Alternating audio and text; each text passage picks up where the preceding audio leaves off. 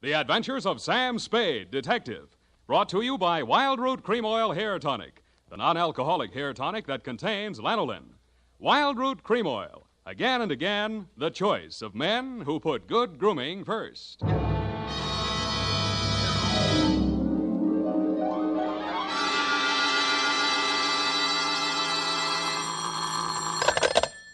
Sam Spade, Detective Agency. Good evening. That sounds funny in dialect. Good evening to you, and happy 4th of July, Bernadine Hemp. Oh, Mr. Spade. What was the caper? Don't you mean caper? No, the caper. The high point of the caper. The climax, the crescendo, the pinafore. Well, that's better. For a minute, I was afraid you were learning English. Oh, no. I'm studying Spanish. Soy infeliz que inicia... Yeah. Mucho interesting. Gracias. Shall I go home now? No, mal suerte. There's a little matter of murder in 2 languages, neither of which is Spanish, so stay where you are. I'll be right down to dictate my report on the Rushlight Diamond Caper.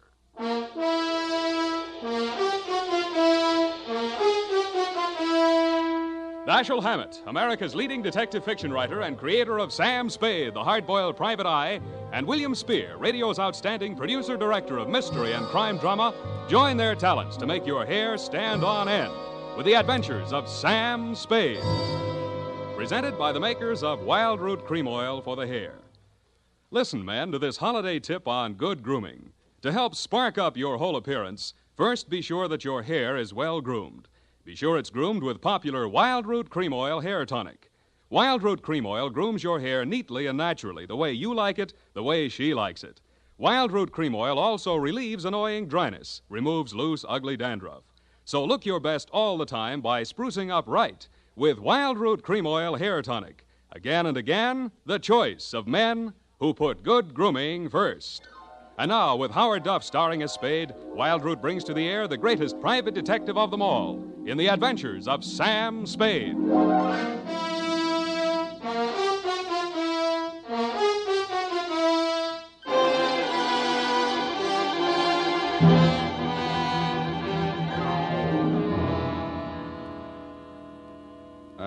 Date, July 4, 1948, to Mrs. May Rushlight, 21A, Granite Court.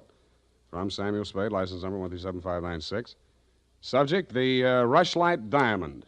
Dear Mrs. Rushlight, it was the kind of nice, relaxing assignment that comes my way just often enough to remind me that gumshoeing can be respectable.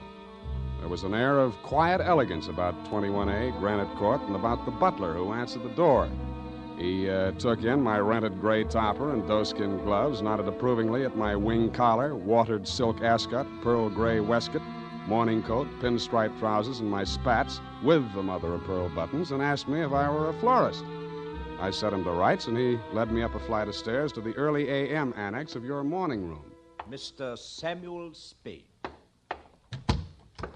You're just on time, Mr. Spade. Mrs. Rushlight will be pleased.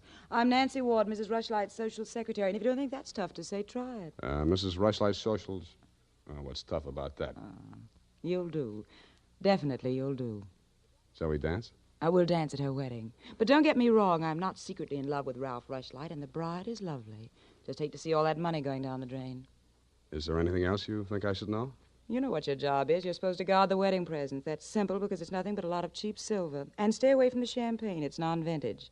The food will be foul. The guests are the most dismal aggregation ever assembled. Sounds like a lovely party. I arranged the whole thing. I told you she's a lovely bride. What'd she ever do to you? I'd rather not say. I don't want to sound bitter. This way, Mr. Spade. The old hat. Mrs. Rushlight will see you now. Thank you, Florence Nightingale. Nancy? Oh. This is it, darling. Mr. Spade. Come over here, young man, so I can get a better look at you. How's this? It's good. Turn around. Yes, you'll do. That'll be all, Nancy. Couldn't I be finishing up these place cards while you talk? Take them with you. Do them outside. Very well. Nosy girl. But nice. Nice nose. Oh, you too, eh? Well, I agree. That's why I'm marrying off my nephew to that wretched girl, Lotta Van Eyck. Have you ever seen Bugs Bunny, Mr. Spade? You don't mean the... They protrude. The ears? No, the teeth. Oh. As my late husband used to say of her mother, she could eat a tomato through a tennis racket. There's only one thing that'll prevent this wedding from being an utter disaster. She doesn't understand much English. Uh-huh. What's the matter with your nephew? A great deal, but it doesn't show. Suffice it to say, he has criminal tendencies and the mentality of a snail. Mrs. Rushlight, I don't like to seem forward, but why are you telling me all this? Oh, you're supposed to mingle with the guests. You'll need some conversation. Now, as to your assignment. The bride, being what she is, the wedding presents are hardly worth guarding except for one. Ironically enough, it's from me. What is it, a machine gun? Oh, that's good. Oh, excuse me, I must write that down. And then tear it up immediately. Oh, dear. No, Mr. Spade. But it's bad luck, the Rushlight Diamond. You've heard of it? Something about it in the American Weekly a while back, wasn't there? Yes. It's not as large as the Hope Diamond, but there's not a flaw in it. My late husband, Roy Rushlight, bought it for his first wife. She sank with the SS General Slocum in Hellgate, the East River, 1904, over 1,000 lives lost. Luckily, she was wearing a paste copy at the time. I was only a young girl when I married Mr. Rushlight, and fool that I was, I signed anything his lawyers asked me to sign. After his death, I discovered that the diamond was to be mine only until the marriage of my husband's male heir, at which time it must go to his bride. Well, that's too bad. You say, though, that the Rushlight Diamond is bad luck. Oh, there's that, of course. I wonder if it's too much to hope. Well, I must go and help dress the bride. Go along downstairs, Miss Spade. Take this jewel case with you. Put it on the table with the other presents, and guard it well. So I took the old velvet-covered case you held out to me and checked the contents. It was an old-fashioned lavalier with a clear stone pendant only slightly smaller than an 8-ball. Didn't look like a diamond, but smooth-cut diamonds hardly ever do. It didn't look like bad luck either, but a mirror broke in the hall as I passed it, then I fell all the way down the stairs, and as I entered the ballroom, I knocked over a punch bowl. Nothing really terrible happened until just before dark when the guests began to arrive.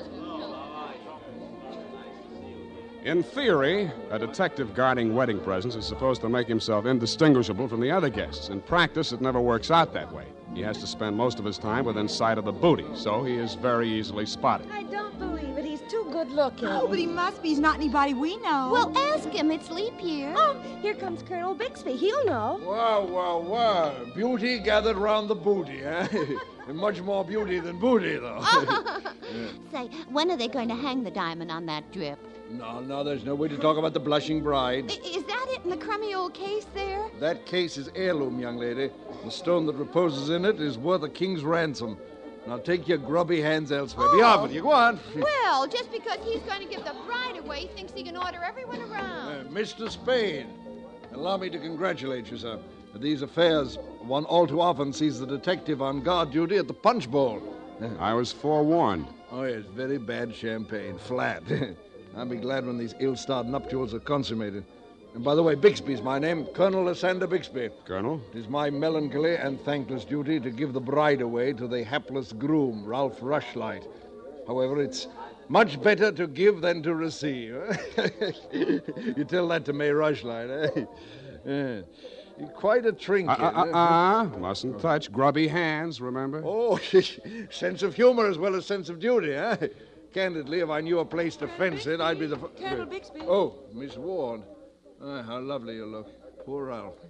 Mrs. Rushlight asked me to warn you to get ready. The bride will be down any moment. Oh, good grief. Well, I suppose I must steel myself. Where did I leave my glass? Keep your eye on that old goat, Mr. Spade. I don't trust him. Who is he? He's the only one here who knows why this wedding's happening.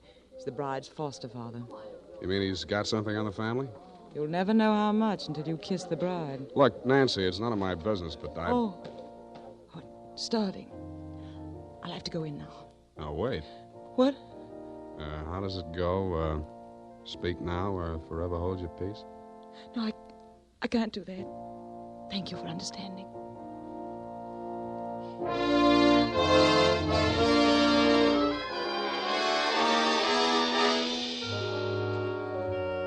I didn't witness the ceremony, but judging from the mood of those who had, it was just as well I didn't. They shuffled back into the ballroom looking as if they'd witnessed an execution, and nobody seemed to be in a hurry to join the receiving line.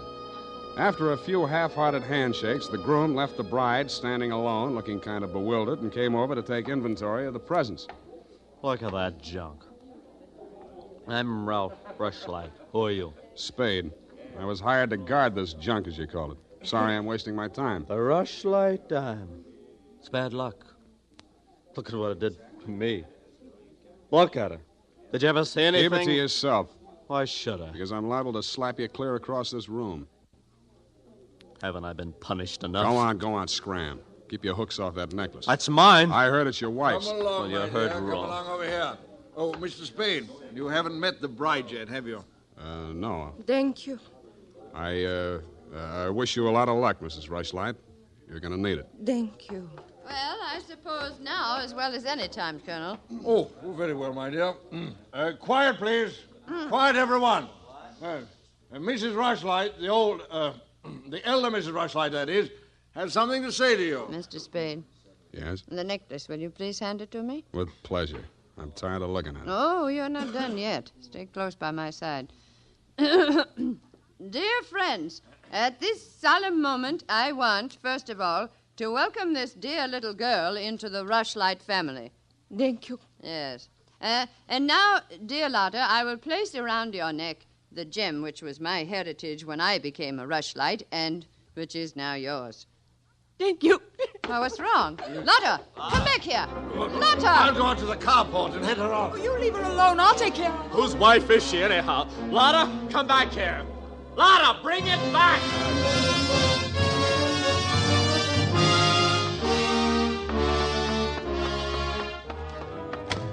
I was almost ashamed to join in the chase, but I had to because I'd been hired to guard the Rushlight Diamond, and for my money, the best way to do that was to help her get away.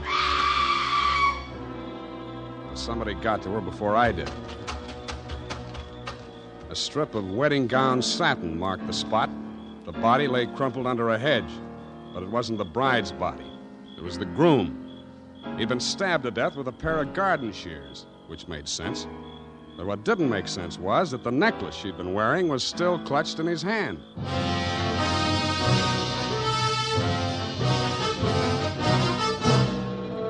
The makers of Wild Root Cream Oil are presenting the weekly Sunday adventure of Dashiell Hammett's famous private detective, Sam Spade.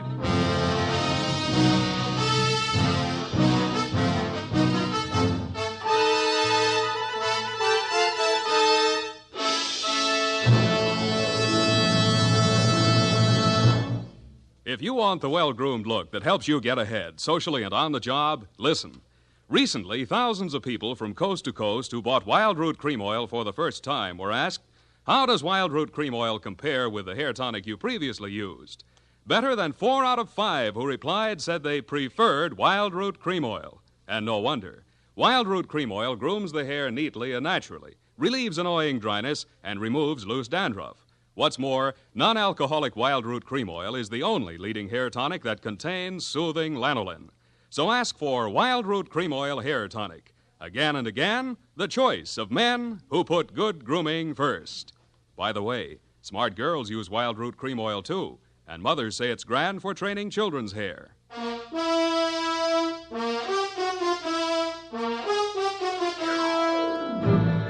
And now back to the Rushlight Diamond Caper. Tonight's adventure with Sam Spade.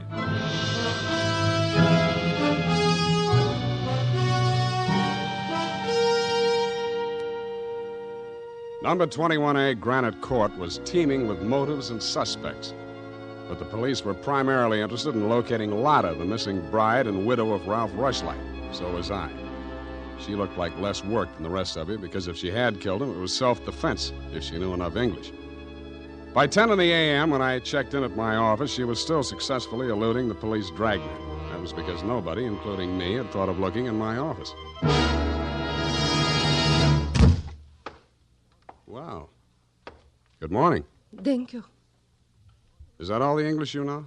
Thank you. No. I want my necklace. The police have it. You go with me. Tell them who I am. Okay, but first I have to know who you are. Where you came from, what your connection with Colonel Bixby is. I am in Macassar being born. In Macassar? Dutch colony. Uh-huh. My father there 7 years ago dying is. When I 13 years old have arrived. I see. Colonel Bixby in San Francisco. the financial representative from my father was. I am adopted to him, not for a father, but so he takes care of my monies, which coming of age am I a rich Dutch woman. Uh-huh. But legally, he's your foster father. Yeah. Also, legally, I'm the wife of Rushlight. I want my necklace. You married him for the necklace? Yeah. Why did he marry you? For one half of necklace when we sell. But everything to take he wishes. You and Ralph were going to divvy the take from the Rushlight Diamond, you thought. Yeah. And what was the Colonel going to get? Money's for Mrs. Rushlight. Oh, no, wait, that doesn't make sense. Mrs. Rushlight stood to lose a small fortune by that marriage. Why should she pay the Colonel to promote it? You the detective are? You said that. Where my necklace are. That I say. Yeah, well, look, I'm not as sure as I was. Wait just a minute, I'll check on it. Homicide, Lieutenant Dundee. Spade, Dundee. Yes, Sam. What's new on the Rushlight Caper? Oh, you know I can't talk about the case, Sam. Oh? I got a line on that girl. Oh? Where is she? You know I can't talk about that, Dundee. Oh, you can't you? Well, let's see if this doesn't change your mind. The necklace we found on Rushlight's body was a phony, a paste copy. Uh-huh. Does that make her guiltier than she was before? Well, now she's got a motive. Throws all our previous theories into a cocked hat. Now, where's the girl? She's in my office, Lieutenant dear. Come and get her. Thank you.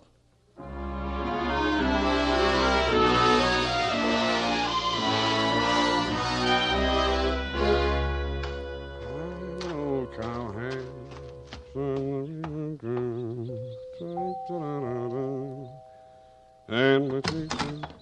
Oh, it's you, Sam. Back again? Yeah, do you mind? Well, that depends on who you came to see. You, sweetheart. But first, I'd like to talk to Mrs. Rushlight. Well, she can't see anyone. She's in a state of nervous collapse over Ralph's death. Oh, that's too bad. You seem to be holding up pretty well. Well, I'm relieved. He's better off dead than married to that. Yeah. Rushlight Diamond's still unlucky, you know. What do you mean by that? I was just trying it on for size. Uh-huh. Does it fit? Yeah, but you and Mrs. Rushlight are about the same size. Her nerves getting any better? You're the doctor. If you want to see her, go ahead. She's up there. Thank you.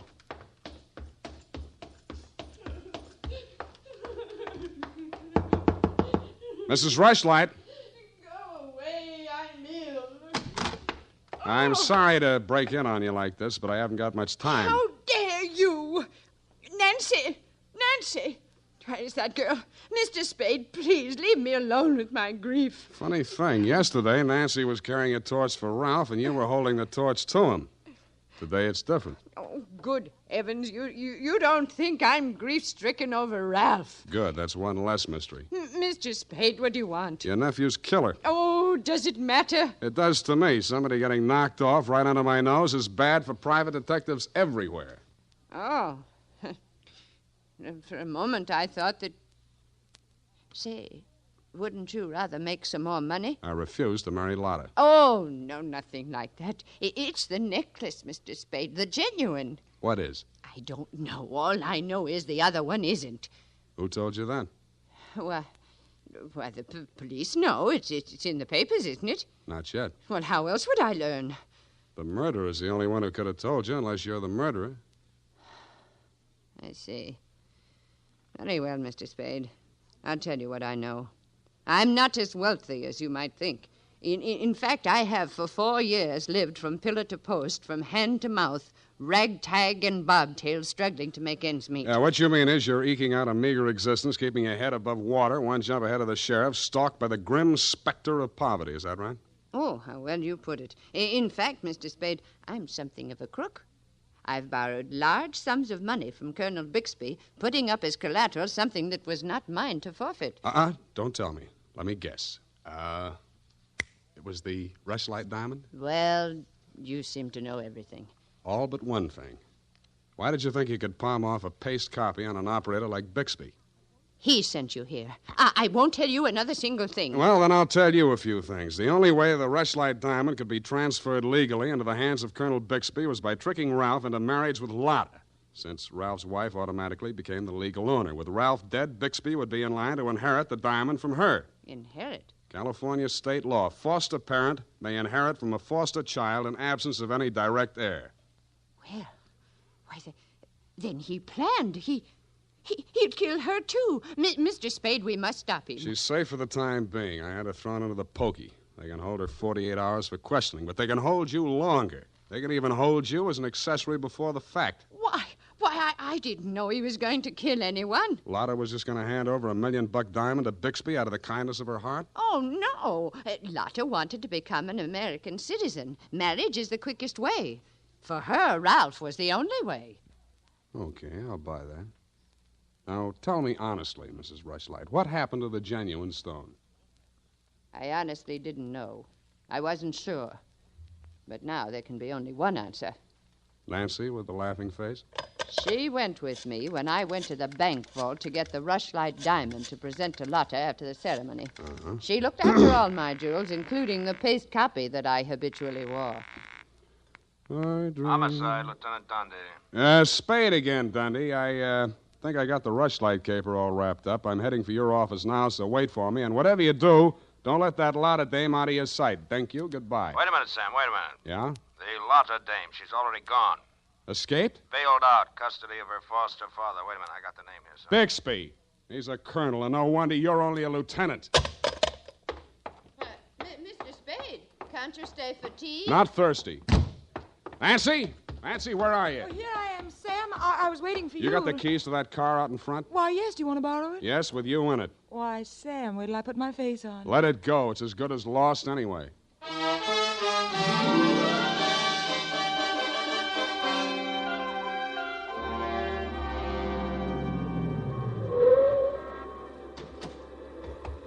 Come on. What is this place?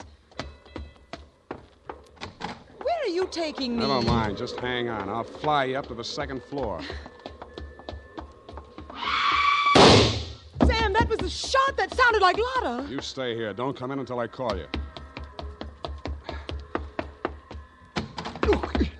Spade, what are you doing? Get back in there. Oh, sir. Drop it. No. Drop it or I'll crack your elbow. That's better. Now sit down. I want to look this over. Looks real cute. Uh-huh. Powder burns, gun beside the chair, and what's this? Well, a note in Dutch. It's a suicide note. She killed herself. I could almost believe that. You've handled this very well, considering the bad breaks you've had. Only one thing wrong. Do I scent a bargain? I don't have to bargain. I've got the diamond. All you've got is 2 murders rapping on your thick noggin. Don't be absurd. I know who has the real necklace. Then you better talk to her directly. You can come in now. Sam, was that...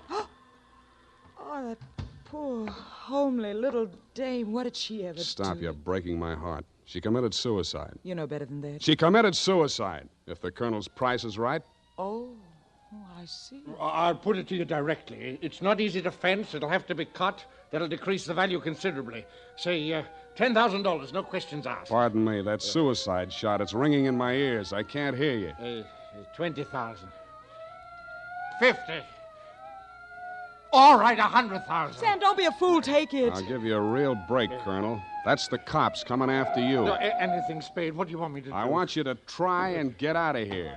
What are you going to do? There's the door. Go ahead. All right. Thank you, Colonel. All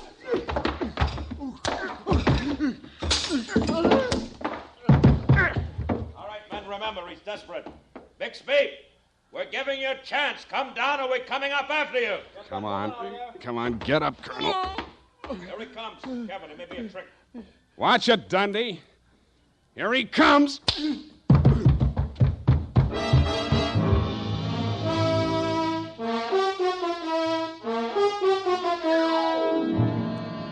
And that, Mrs. Rushlight, is the crop. For a man that went down fighting, Colonel Bixby didn't need much persuading once they got him under the lights down at headquarters. He confessed to everything, and the murders weren't the worst of it, the way I figure. The worst of it was the cruel way he victimized the poor little ugly duckling, Lotta Van Eyck. It's tough enough to be whipped before you start. Period, and a report. My goodness, that was muy triste. I mean, I'm beginning to see why Effie gets so repressed sometimes. Effie, depressed? That little doll told you that? Only between she and I and the lamppost. She's so sensitive, you know. Not like I, of course. I invariably cry at weddings. You don't say, Bernadine. You attend weddings often? With high frequency, Mr. Spade. You mean frequently? No. The last time it was FM. You know, frequency moderation. Oh, yes. Moderation in all things, I always say. You mean you attend radio weddings? Oh, yeah. I've been married 6 times. My next date is television. You've been married 6 times? Well, to each his own, Mr. Spade. You mean 6 men have... Oh, no. No, I only marry my husband. Repetition is the spice of variety, I always say. Is that legal? If it's not after 6 weddings, what isn't? To each his own, as you say. Well, we don't presume to make a career out of it. As soon as we get the mangler and the deep freeze, we're going on our honeymoon. Well, congratulations, and type this up when you have the time. Mrs. Bernadine Hemp.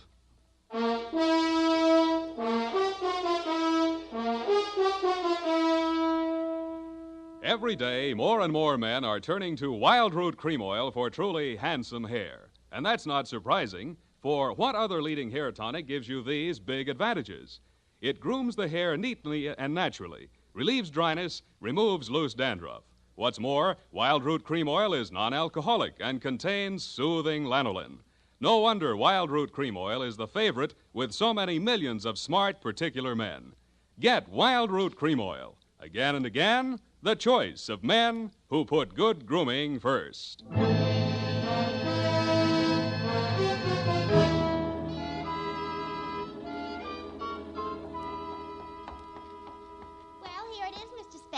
I'm sorry it took so long, but I kept relapsing into Spanish. Yes, I know how to. And Effie's typewriter doesn't have any upside-down question marks. Upside down. Take a memo. Call typewriter man. I already have. Oh, I almost forgot. You received a telegrammic commutation. A telegrammic what? A wire. Oh, a wire. Well, open it and read it. In English, por favor. It says, Dear Sam. Figures. In the haste of my departure, I neglected to warn you about Well, when I do that one another favor, she'll have silver threads. Who? That ball of fire whom I'm taking the place of in order to be double-crossed of by. Effie? Is she still in far-off Kanab? And good rubbish, if you'll pardon the expression. Now, Bernadine, let me see that. I neglected to warn you about Bernadine. I'm sending the tales airmail special, but in the meantime, whatever you do, don't go to any radio broadcasts with her, and if she comes to work in a wedding gown, take the day off. Love, Effie. And I had 2 tickets for honeymoon payoff, and now she went and spoiled everything. Oh, now there, Bernadine, you just have to marry your husband again, that's all. I wouldn't have had the time anyway. I know. It's just the principle. Good night, Mr. Spade. Good night. Buenas noches. Hasta la vista. Effie, why did you ever leave me?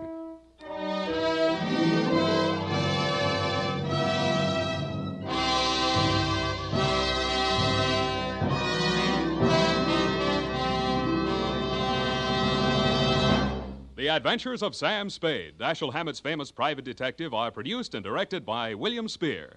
Sam Spade is played by Howard Duff.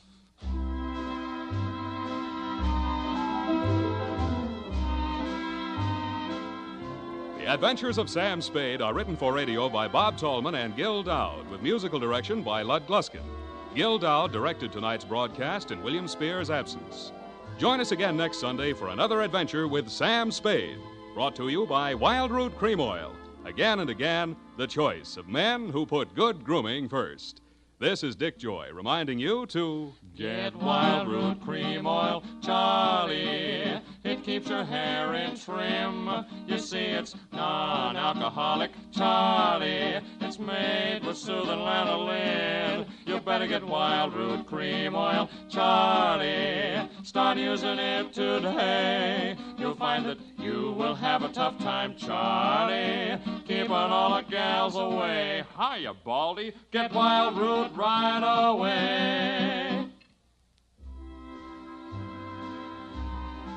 This is CBS, the Columbia Broadcasting System.